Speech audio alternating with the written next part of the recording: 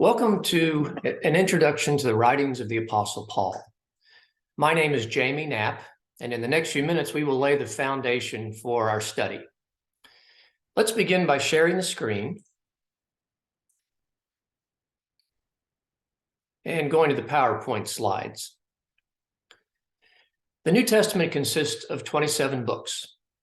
Paul wrote 13 of them. John wrote 5, Luke wrote 2, Peter wrote 2.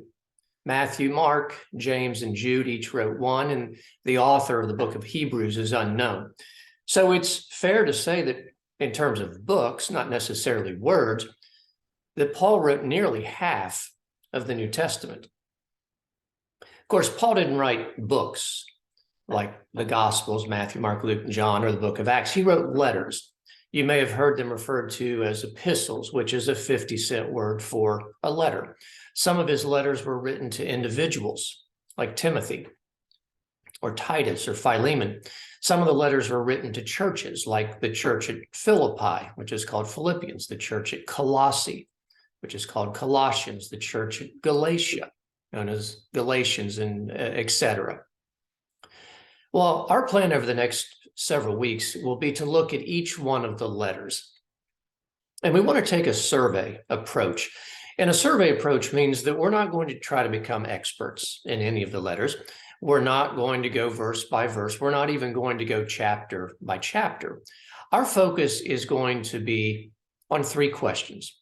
When was the letter written? Why was the letter written? And what are the main points in the letter? Each of our lessons, which will be recorded on Zoom, will last between 10 and 15 minutes. For the shorter letters, the lesson will be about 10 minutes. For the longer letters like 1 Corinthians, 2 Corinthians, and Romans, the lessons will be closer to 15 minutes. And then following the lesson, you'll be able to read the letter on your own time with a much more informed perspective on its content. So the letters span approximately 15 years. As they're presented to us in the English Bible, they're not in alphabetical order, and they're not even in chronological order. Some scholars have suggested that they are presented to us from the longest letter to the shortest letter, or with some other grouping. We're interested in chronological order. So we're going to begin with 1 Thessalonians, written in 51 AD, and then we'll go to 2 Thessalonians. Now, let me point out something about the AD part. For a long time, I thought AD meant after death. AD is actually an abbreviation for a Latin word, which I'm not going to try to pronounce. But what it really means is after the birth of Christ. And so 1 Thessalonians was written 51 years after the birth of Christ. And if Jesus was crucified and resurrected when he was 32, 33 years old, something like that, then it means 1 Thessalonians and 2 Thessalonians were written a couple of decades after the death and the resurrection of Jesus. Then comes Galatians. Now, there's a little wrinkle with Galatians, and that is that it's possible that it was written in 48 AD, which would make it the earliest of Paul's letters. Other scholars say it was written somewhere between 52 and 55 AD. We're going to use this latter category, so it will be third in our list. And then we'll go to 1 and 2 Corinthians, and then Romans. And then we'll go to a group of letters that are known as the prison epistles, because Paul was in prison when he wrote them. Ephesians, Colossians, Philemon, and Philippians. And then finally, a group of letters known as the pastoral epistles, a first letter to Timothy, then a letter to Titus, and a second letter to Timothy. If we're going to follow the writings of Paul, we are in a lot of ways going to follow the life and the travels and the mission efforts of Paul. And so it's worth being introduced to Paul, or as he was originally known as Saul. And so in Acts chapter 7, verse 58, we get our first introduction to Saul, and it's during the stoning of Stephen. Saul was there. He did not throw any of the rocks, but he was close enough to the action that those who did throw the rocks laid their coats at his feet. And a couple of verses later, in Acts chapter 8, we begin to see Saul as a persecutor of the church. He absolutely terrorized Christians in the aftermath of Stephen's stoning, and he was extremely committed to doing that.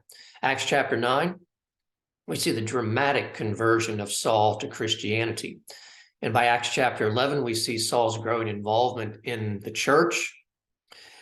And then by Acts chapter 13, we're no longer calling him Saul. We're calling him Paul. Acts chapter 13, verse 9 begins with, "Then Saul, who was also known as Paul," and it continues from there. And that was during his first missionary journey. And for the remainder of the book of Acts, then we're no longer using the name Saul. We are referring to him as Paul. Well, that's our introduction to Saul and his life. Before we finish this lesson, let's share the screen in a different direction and look at a map so we can kind of get our bearings on where we're going to be. This is a map of the New Testament world. And if you can see the cursor moving, down here in the bottom corner, you see Jerusalem, and the area is known as Judea and Samaria. The Gospels in the first 7, 8, 9, 10 chapters in the book of Acts happened in this area. The Sea of Galilee would have been around here, and then a squiggly line for the Jordan River, and then another kind of an oval-shaped sort of body of water here, which was known as the Dead Sea. Paul was born up in this area, but then Paul would end up traveling throughout the Roman Empire and sharing the gospel. This is the Mediterranean Sea. Over here is Italy and Rome. This area, which says Macedonia and Achaia, we would kind of more generically refer to this as Greece. This area known as Asia Minor and Galatia, this is modern day Turkey. And so here's Rome, the letter to the Romans. Here's Thessalonica, 1st and 2nd Thessalonians. Here's Philippi, Philippians, Corinth, 1st and 2nd Corinthians. Here's Ephesus, Ephesians, Colossae, Colossians.